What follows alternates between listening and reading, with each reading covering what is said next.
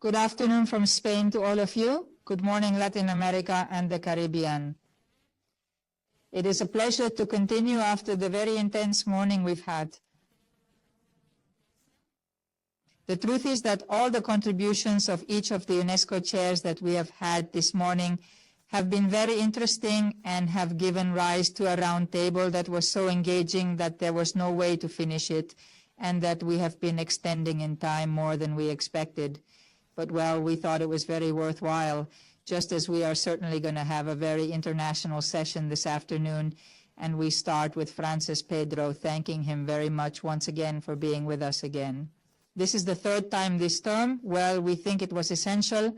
This morning we had Keith Holmes welcoming us and opening this afternoon, also with a lot of participation from Latin America. Françes Pedró, Director of the Institute for Higher Education in Latin America and the Caribbean of UNESCO. I'm going to make a brief biographical statement about Françes Pedró. Well, he has a degree in education from the Universitat Autònoma de Barcelona. Still, he has a doctorate from the UNED, and we always say that he is a doctor from our university. He has done postdoctoral studies in comparative public policy at the Institute of Education of the University of London in the United Kingdom. He is a professor of comparative education policy in the Department of Political Science at the Universitat Pompeu Fabra, where he was also in charge of the direction of its quality program. He has been Vice Rector for Educational Research and Innovation at the Universitat Oberta de Catalunya, and today we have also had Albert Sangrà, Director of the UNESCO Chair of Technologies at the UOC. He's led the Education Policy Advisory Service, including national policy reviews, as well as international comparative studies in the education field at UNESCO in Paris since 2010. Previously, he also worked at the OECD Center for Educational Research and Innovation, where, well, he has been responsible for various projects as a senior policy analyst. And as I was saying, he has now made the leap to Caracas, although I believe that he is constantly moving around the world as he should, connecting higher education, which I believe is now not only the responsibility of the Institute of Higher Education in Latin America and the Caribbean, but of all higher education, where many initiatives are being promoted right now, many very interesting public consultations to give rise to all the documents that are being promoted, and also with the whole issue of artificial intelligence, which is precisely what, well, in this talk this afternoon, I believe that Françes, you are going to introduce to us.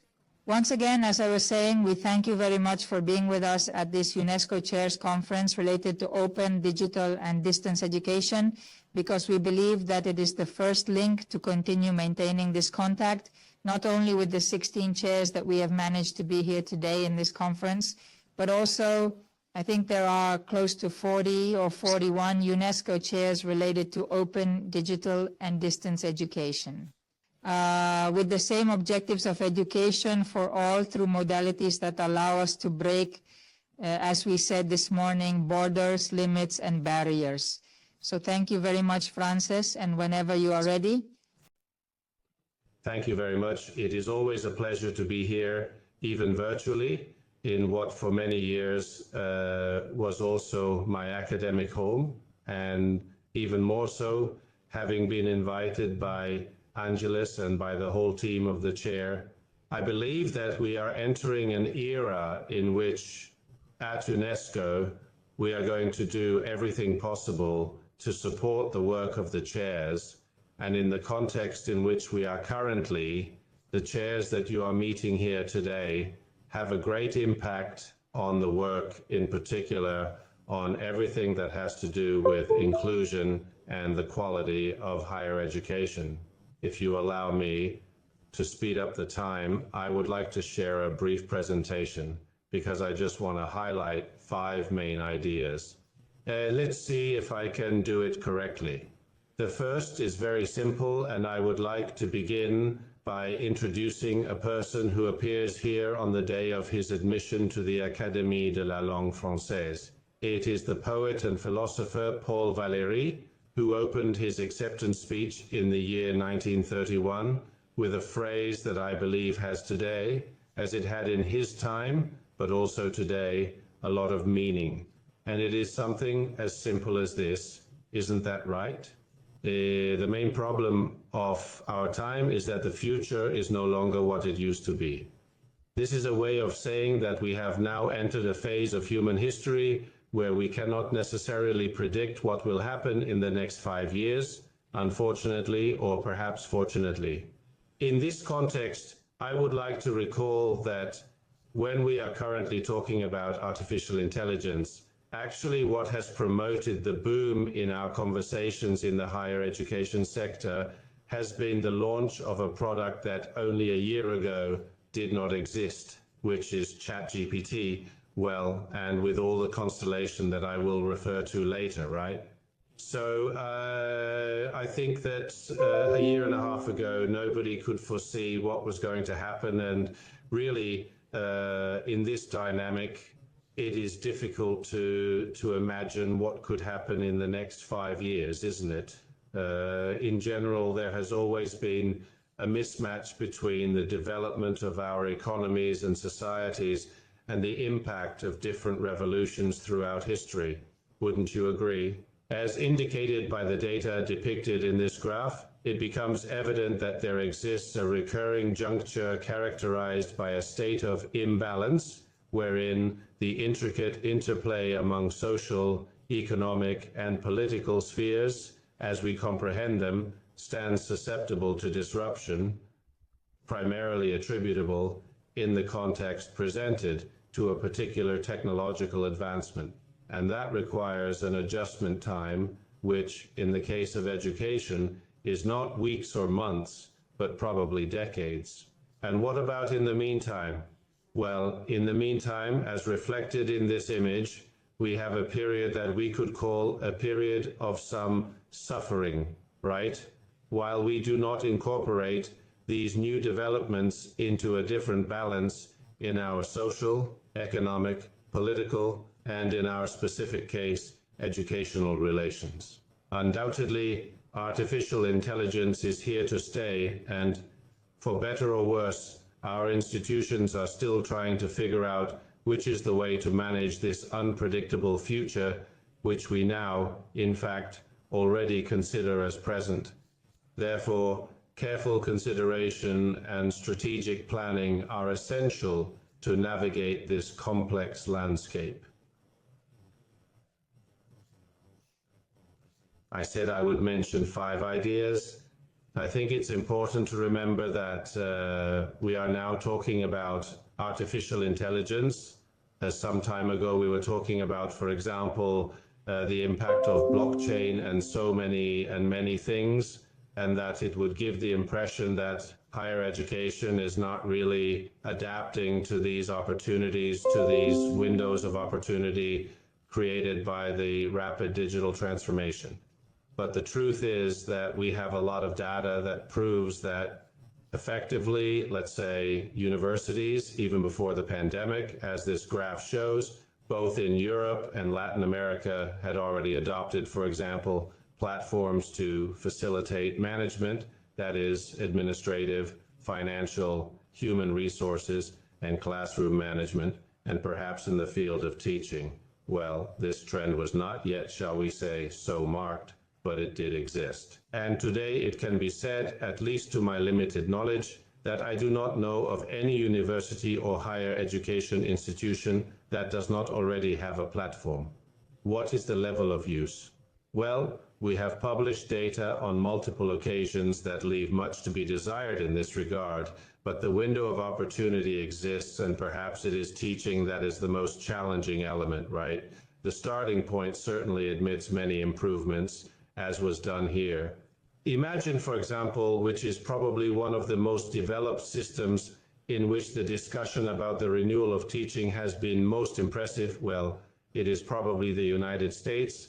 It is not the only one, but it is the only one for which we have data at the moment, right? So it's interesting to see this research that I'm sharing with you that shows how the teaching methods of economics in the US have evolved. Only in 20 years, right? And it is important, I'll pass it quickly, it is important to realize that, in fact, in the field of economics, what still predominates today is the master class. So let's say when statements are made that, well, university pedagogy is advancing very quickly, well, we may all know summer flowers, right? Flowers emerge in an unexpected context, but in reality, a systemic transformation we don't seem to see. There are indeed important developments. For example, on your left, undoubtedly today, it is practically unthinkable to enter a university classroom where PowerPoint is not used, as I am doing here, right?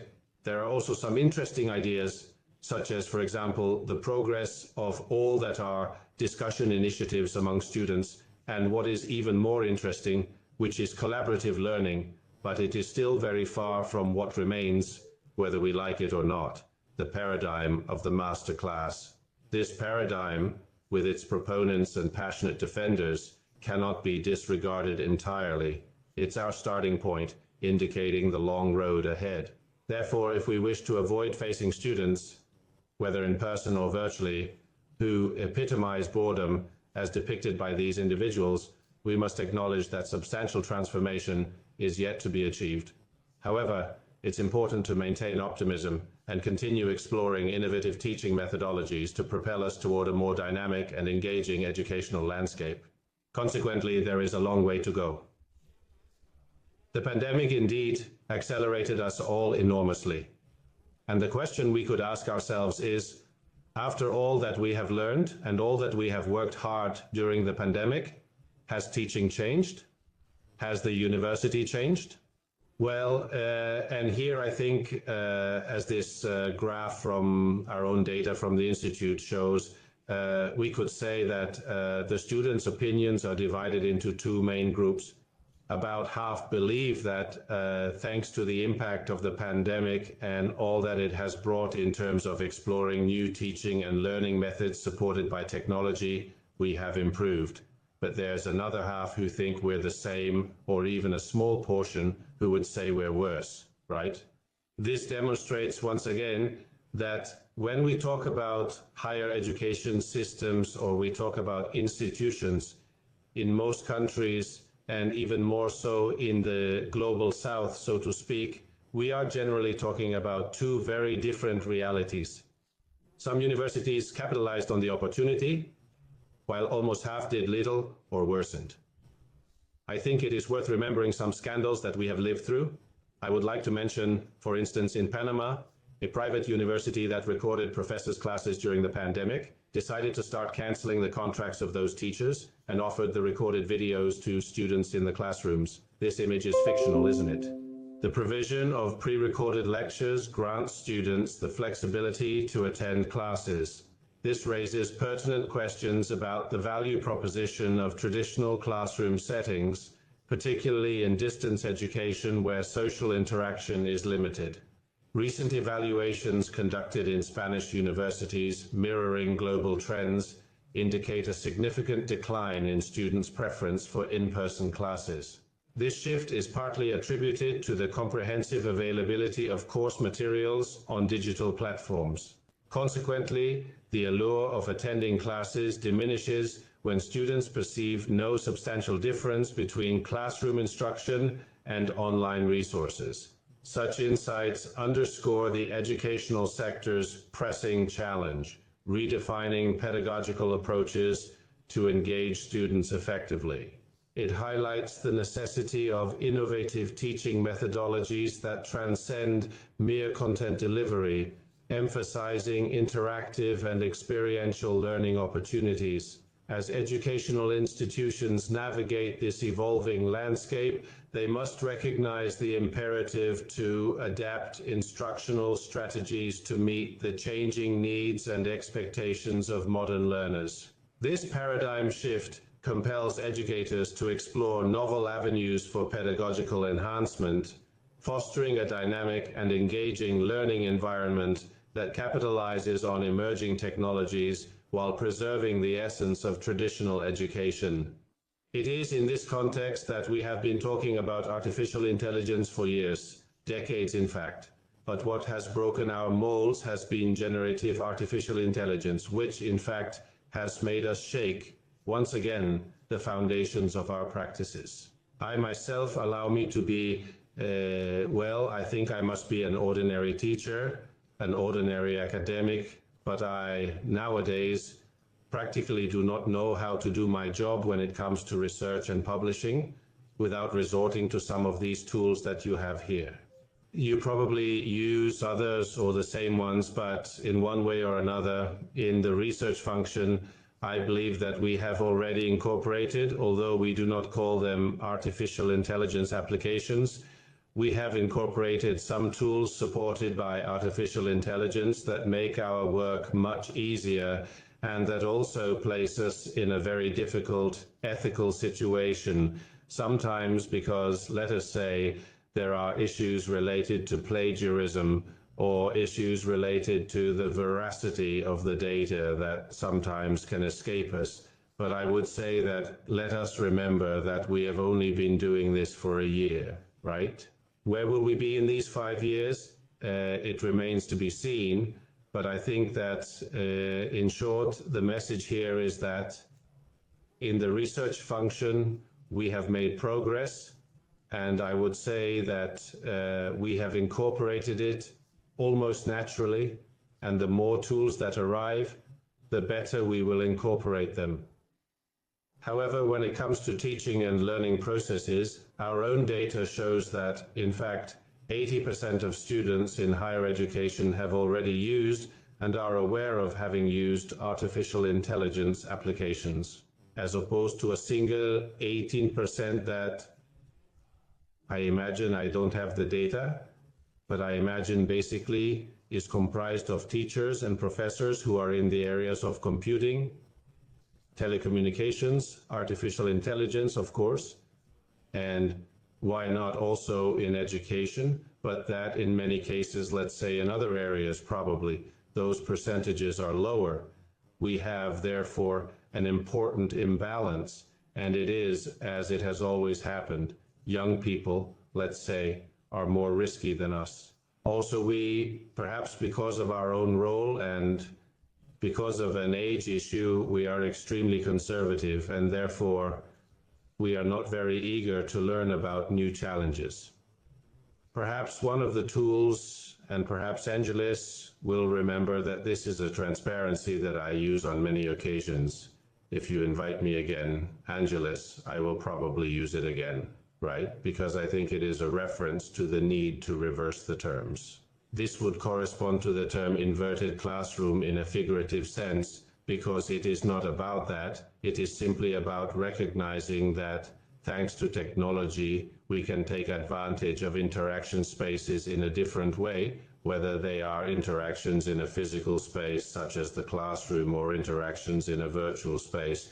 But we have to leave behind, once and for all, the function of sharing content in the hands, logically, of the support such as the platforms we have, whether they are textual or video, and think about a re-engineering of the teaching and learning processes, where the most important thing, I think, is to ask ourselves the question, what can we do in the interaction space that we cannot do thanks to one of the tools? This seems to me tremendously important, and I think that indeed the inverted classroom shows a possible way forward. In this sense, the fourth idea I would like to share is that all of us, starting with me, convey the image, perhaps because the data also pushes us to do so, that teachers and professors are behind the times. They are now lagging, as they were some time ago, with open educational resources, or before that, with platforms, or with the creation of materials, or with distance higher education, right? When in fact we should expect from teachers, particularly from academic teachers, who, as I have tried to show, are already benefiting from these technological advances in their research function, active leadership, that is, not waiting to see what new product will come out, but rather to identify clearly what needs I have and to go and look for the solutions that may exist. I would like to highlight here, for example, two cases such as the University of Toronto in Canada, where As you can see, practically everything is focused on the role that the institution itself has in developing the capabilities of its teachers, precisely because it is only from the knowledge that a conversation can be developed concerning the limits and also the opportunities in terms of the transformation of teaching that artificial intelligence offers us. In other words, the first thing you have to have is a certain level of literacy. We are in Toronto, we can go to the antipodes, to the University of Hong Kong in China, and as you can imagine, pretty much the menu of what is done at the university is the same as above.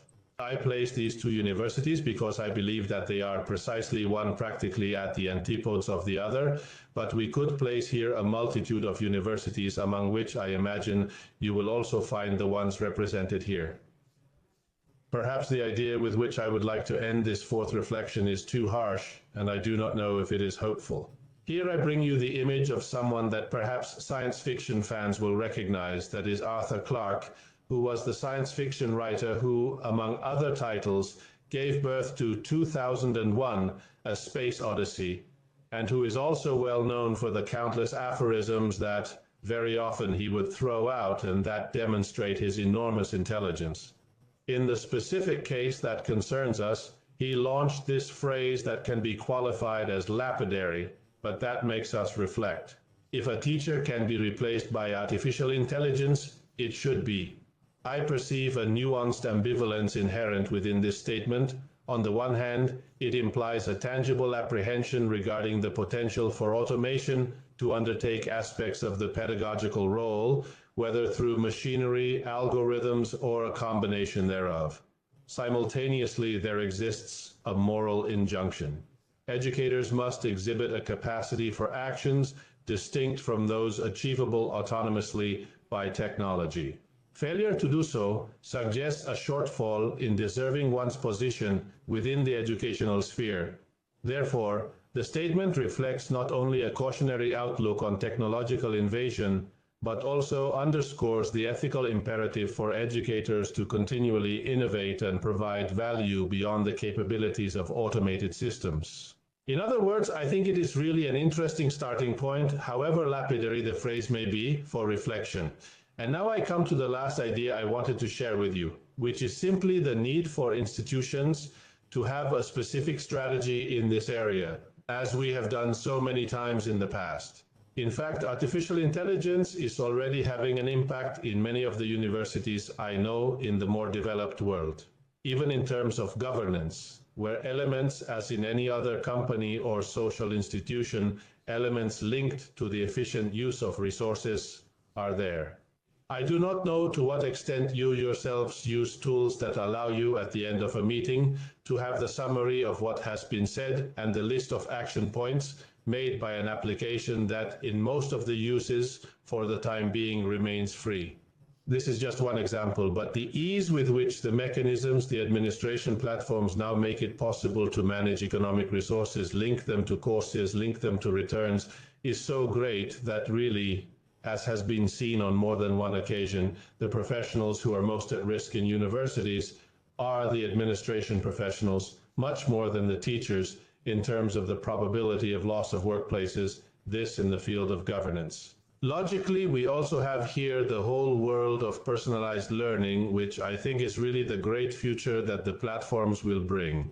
In fact, they are already doing so, which allow us to help teachers enormously to make strategic decisions based on evidence, provided in fact that the teacher firstly is able to read this evidence, and secondly, and I never tire of repeating this, has, if you will allow me, working or contractual conditions that allow him or her to have the time to digest this data.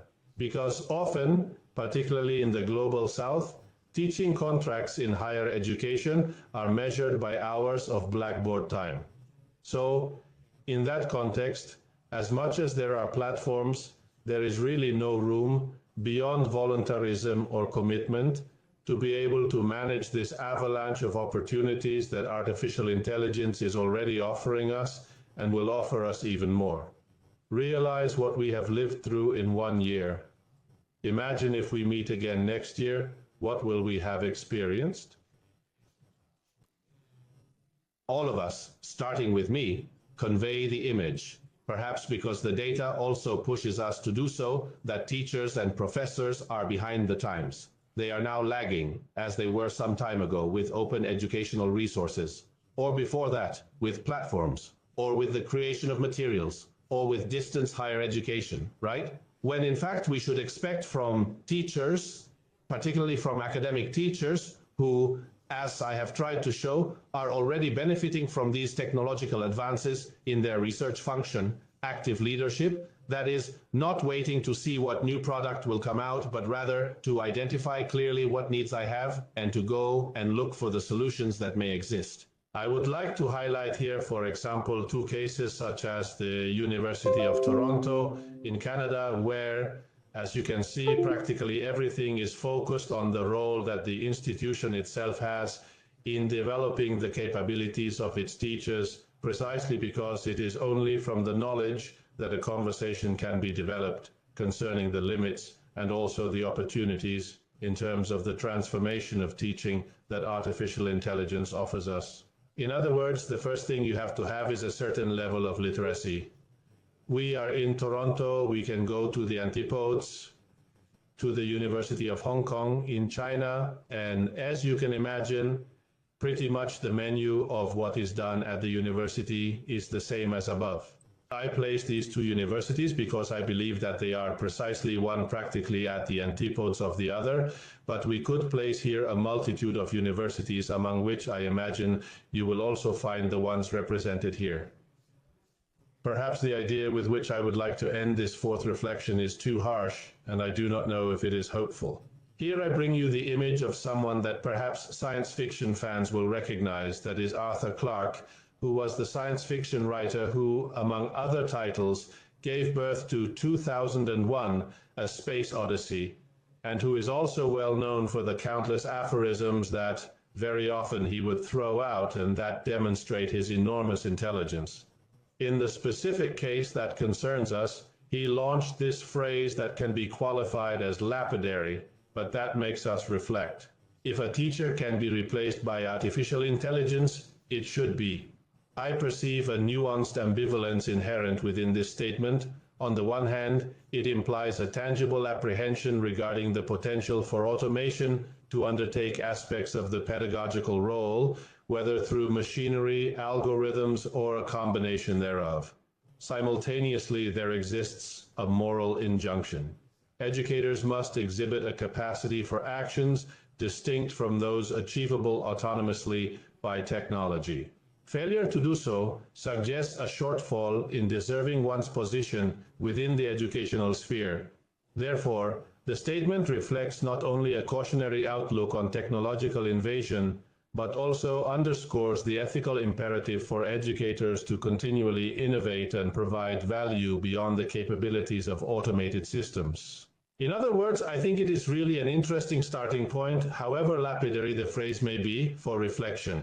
And now I come to the last idea I wanted to share with you, which is simply the need for institutions to have a specific strategy in this area, as we have done so many times in the past. In fact, artificial intelligence is already having an impact in many of the universities I know in the more developed world, even in terms of governance, where elements, as in any other company or social institution, elements linked to the efficient use of resources are there. I do not know to what extent you yourselves use tools that allow you at the end of a meeting to have the summary of what has been said and the list of action points made by an application that in most of the uses for the time being remains free. This is just one example, but the ease with which the mechanisms, the administration platforms now make it possible to manage economic resources, link them to courses, link them to returns, is so great that really, as has been seen on more than one occasion, the professionals who are most at risk in universities are the administration professionals, much more than the teachers in terms of the probability of loss of workplaces, this in the field of governance. Logically, we also have here the whole world of personalized learning, which I think is really the great future that the platforms will bring. In fact, they are already doing so, which allow us to help teachers enormously to make strategic decisions based on evidence, provided in fact that the teacher, firstly, is able to read this evidence, and secondly, and I never tire of repeating this, has, if you will allow me, working or contractual conditions that allow him or her to have the time to digest this data. Because often, particularly in the global south, teaching contracts in higher education are measured by hours of blackboard time. So, in that context, as much as there are platforms, there is really no room beyond voluntarism or commitment to be able to manage this avalanche of opportunities that artificial intelligence is already offering us and will offer us even more. Realize what we have lived through in 1 year. Imagine if we meet again next year, what will we have experienced? In this regard, I would like to highlight 2 contributions that we have made from the Institute and that you can download from our website. We made an introductory guide to the use of GPT chat in higher education, and more recently we have made a kind of vademecum, so to speak, of where are the risks and opportunities of artificial intelligence in higher education. I'm not going to give you a summary of these publications here. They are available, they are free, you can download them from our website or from the UNESCO website, but I think they are really food for thought and everyone will have to find their own way because there is nothing written on stones in this regard. We also offer specific courses for university teachers and for university managers in PILs, let's say in what are now called micro-referentials of 4 hours, where what we intend is precisely to break that initial barrier of ignorance that often results in unjustified fear or simply in the risk of loss of control. It is also available.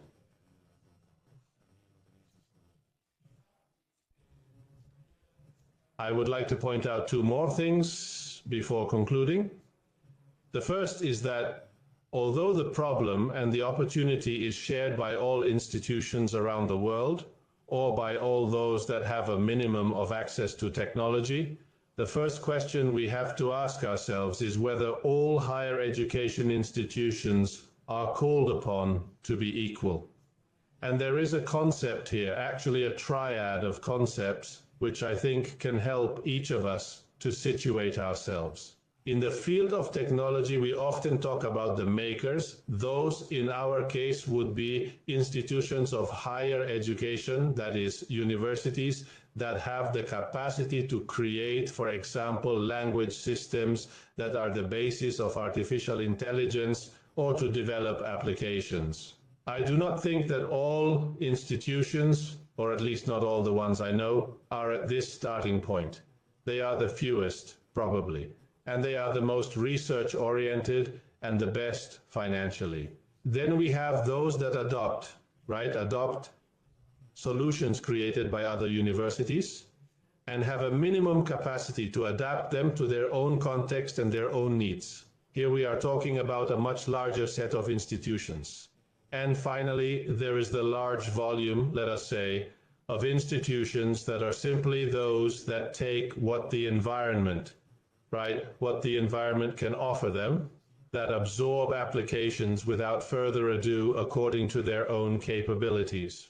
Therefore, a first reflection is whether we should really all do everything, or is it preferable to modestly take a more prudent position, right? Perhaps situated, as Aristotle would say, in the middle ground, if one really has the capacity to adjust.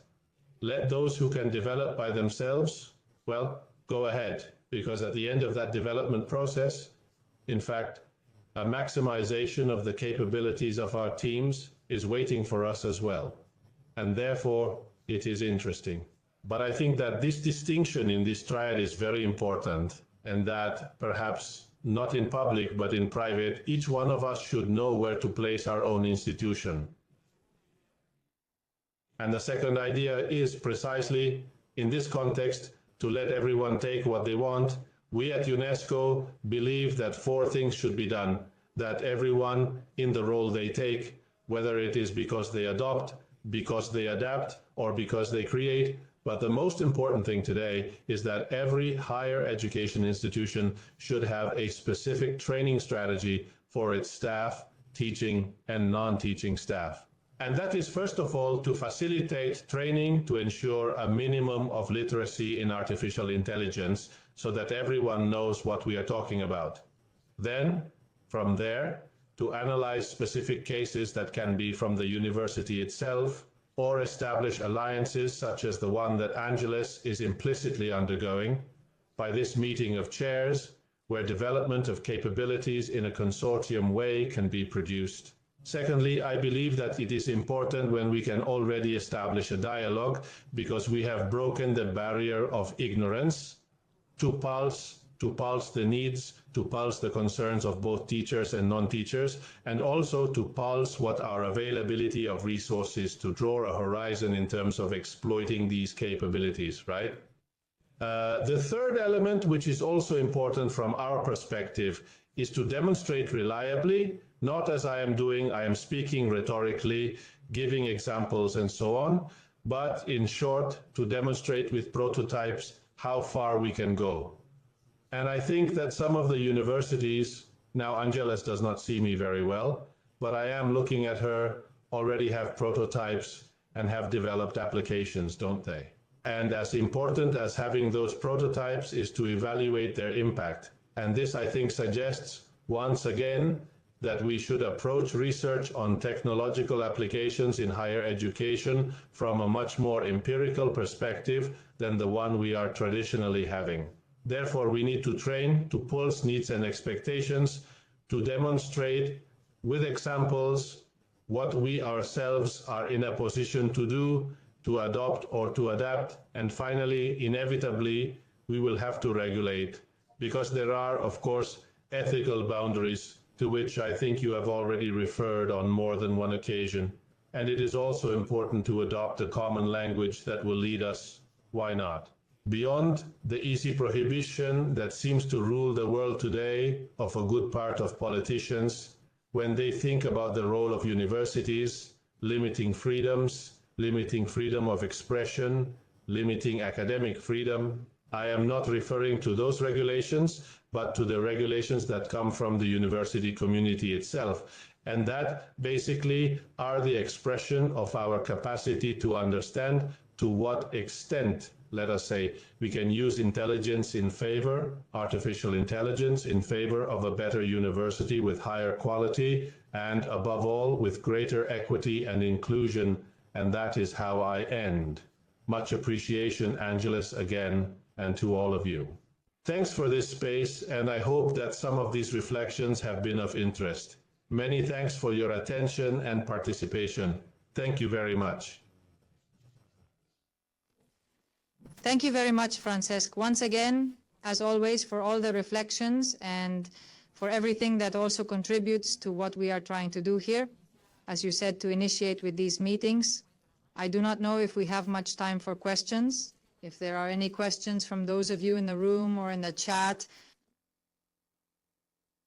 I don't see the chat, so if somebody, Paco, I don't know if you are looking at it, there are no questions. The only thing to finish, the truth is that, if you notice, since the 20th year, apart from many of the things that are happening, we have lived through 2 total disruptive moments, as the UN also said. The first was COVID, which was the great disruptor of education. But generative artificial intelligence is the second big disruptor, and I think it's bigger than the first, which has put us on the ropes on many issues. Why? Perhaps 2 of the issues that are related and that you've pointed out. One is that we need to have no gaps. The first one is evidence of the digital gaps that existed, both in terms of connection and training. This second one goes in the same direction. That is to say, if we do not manage internationally to lay all the foundations for infrastructures, training, the ethical use of issues, that is to say, we are facing very disruptive moments on the one hand, and on the other hand, very powerful moments that require many issues, and something you are working on a lot, which is also, if there is not enough quality, I have seen Maria José Rubio around, whom I greet from Khaled.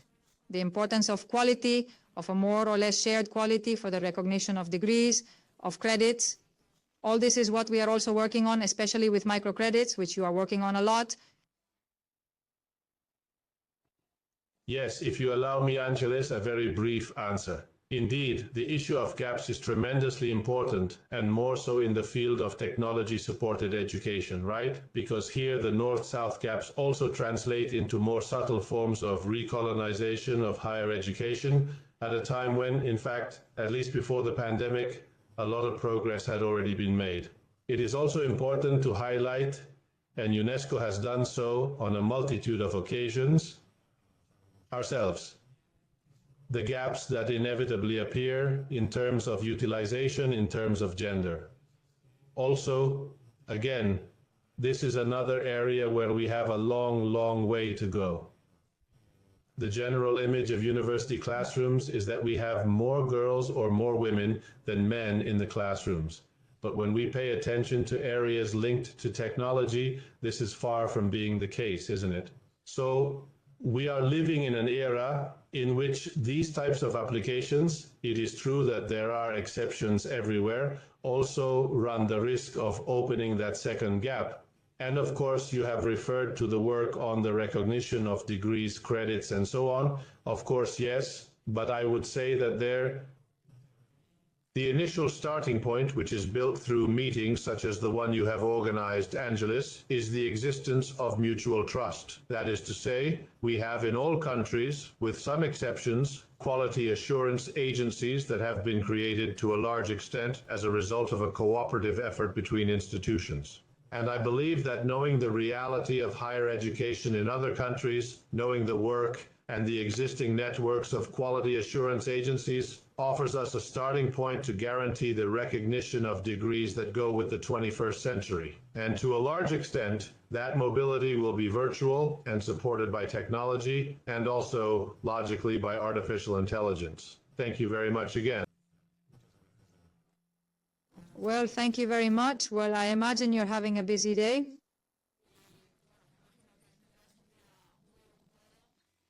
So, well, thank you very much for finding this time to be with us today on behalf of UNESCO.